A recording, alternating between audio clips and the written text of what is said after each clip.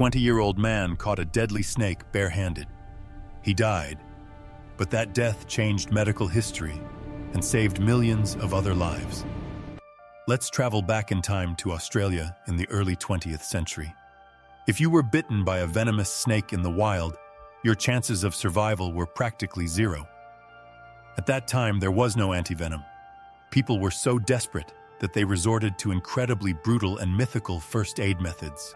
They used scalpels to slash open the bite wound, poured black gunpowder inside, and set it on fire. They believed the fire would burn away the venom. But the sad truth is, this agonizing method was completely useless. The victim still had to face death. And the greatest terror for Australians back then was named the coastal Taipan. Known as the killer of the cane fields, the coastal Taipan is the most terrifying killing machine due to its massive size and long fangs.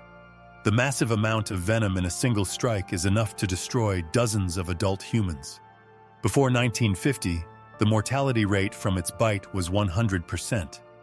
This nightmare could only be ended if scientists could create an antivenom. But there was a daunting problem. To make the antivenom, they needed pure venom. And to get that venom, someone had to risk their life to capture this demon alive and bring it back to the laboratory. This snake is too fast, too aggressive, and too venomous. Very few dared to even think of facing it, until a young man named Kevin Budden appeared. In July 1950, Kevin decided to embark on a life-or-death mission, to capture a live coastal taipan to donate to a medical research facility. Carrying a canvas sack and a snake hook, Kevin trekked into the outskirts of Cairns, Queensland, the very lair of this deadly reptile. Everything seemed quiet until one fateful afternoon. A rustling sound emerged from beneath a rotting tree stump. Cold, pitch-black eyes appeared from the shadows. A coastal taipan was slithering through the dry leaves. With his heart pounding, Kevin slowly approached. He knew that just one tiny mistake would end his life in this silent forest.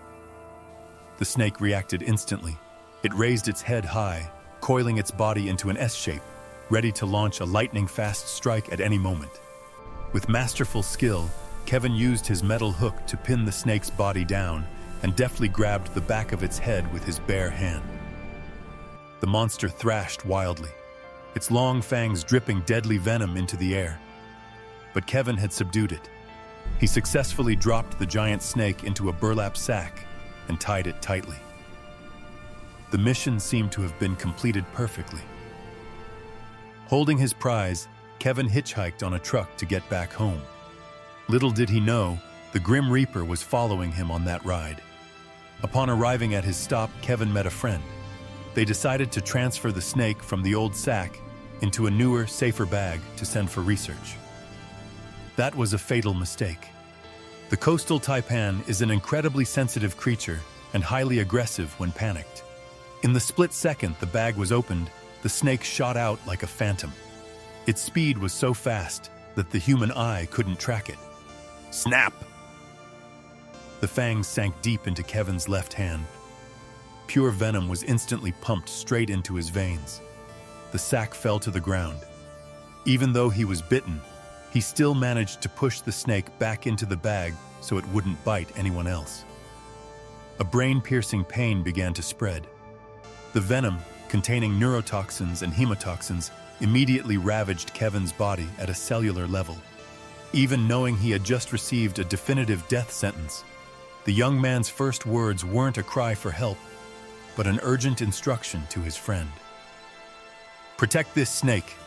Keep it alive at all costs and send it to the research institute. Don't let anyone kill it. Kevin was rushed to the hospital.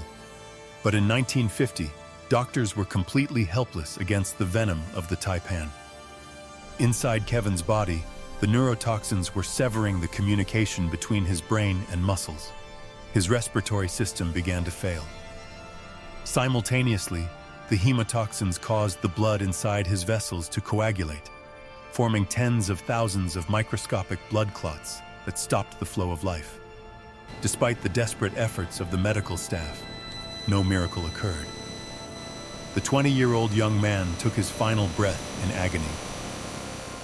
Kevin Budden's death shocked all of Australia, but his sacrifice was not in vain. His dying wish was fulfilled.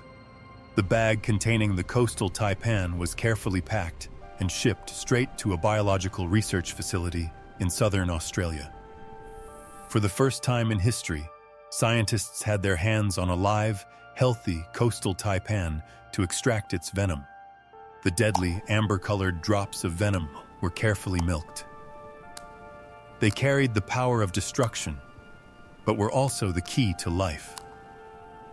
After years of complex research, from the venom drops of the very snake that bit Kevin, scientists successfully formulated the world's first taipan antivenom. The miracle truly manifested a few years later. A young boy named Bruce Stringer was bitten by a taipan while at school. Previously, the boy would have certainly died. But this time, Bruce was injected with the precious vial of antivenom produced from Kevin's very sacrifice. And the boy survived.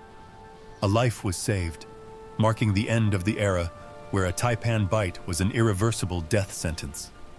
From that day until now, taipan antivenom has saved thousands of lives, not just those bitten by the coastal taipan. But the structure of this antivenom is so perfect that it can also neutralize the venom of the inland taipan, the most venomous snake on the planet. The brave act of a 20-year-old man completely changed the medical history and toxicology of the Australian continent forever. However, even with antivenom, taipan venom is something no one ever wants to test on their own body. If you step out into the wild without protective gear, you can still become easy prey to the brutality of nature. So, if you don't have antivenom on hand, is there any way to survive if bitten by a highly venomous snake in the middle of nowhere? The most important advice from modern medicine is, do not panic, and absolutely do not cut the wound or try to suck the venom out like in the movies. Slashing the wound or applying leaves will only cause more bleeding, lead to infection, and make the venom spread faster through the body. Instead, use the pressure bandage immobilization method. This is the gold standard in Australia for venomous snakebite first aid. Using an elastic medical bandage, wrap it firmly over the bitten area. The pressure should be tight, similar to how you would wrap a sprained ankle. Then, continue wrapping the bandage along the entire length of the bitten arm or leg, going as high up as possible. The purpose of this is not to stop blood circulation, but to compress the lymphatic vessels, the main pathway the snake venom uses to travel to the heart. Use a wooden splint to completely immobilize the bitten limb. The less you move, the more time it takes for the venom to take effect. A properly applied pressure bandage can delay the spread of venom for many hours, until you can be transported to a medical facility. Absolutely do not remove the pressure bandage halfway. Only a doctor at a hospital, where antivenom is readily available, is allowed to do that. If the bandage is removed abruptly without antivenom, the entire accumulated load of venom will rush into the circulatory system like a tsunami, causing immediate shock and death. That is why in Australia, the kingdom of the world's most venomous snakes, people are always equipped with incredibly thorough survival knowledge. Taipan snakes carry a brutal chemical weapon within them, but they are not bloodthirsty monsters hunting humans.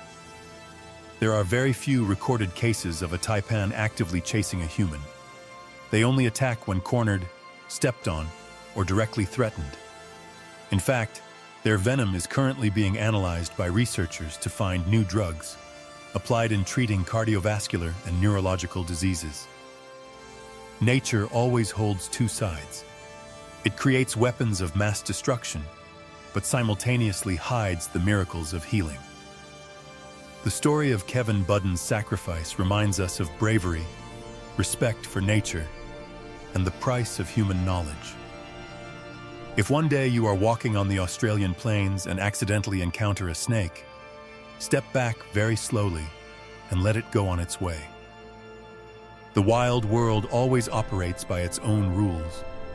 We don't need to conquer it, but simply learn how to safely coexist. What are your thoughts on Kevin Budden's great sacrifice to obtain the anti-venom that saved millions of lives? Would you dare to face the most venomous snake in the world, even just once in your life? Leave your thoughts in the comments section. Thank you for watching this thrilling video all the way to the end. If you enjoyed it, don't hesitate to leave a like and share this video with your friends. And don't forget to hit the subscribe button to continue exploring the most terrifying and wonderful mysteries of the animal kingdom with us. Goodbye, and see you next time.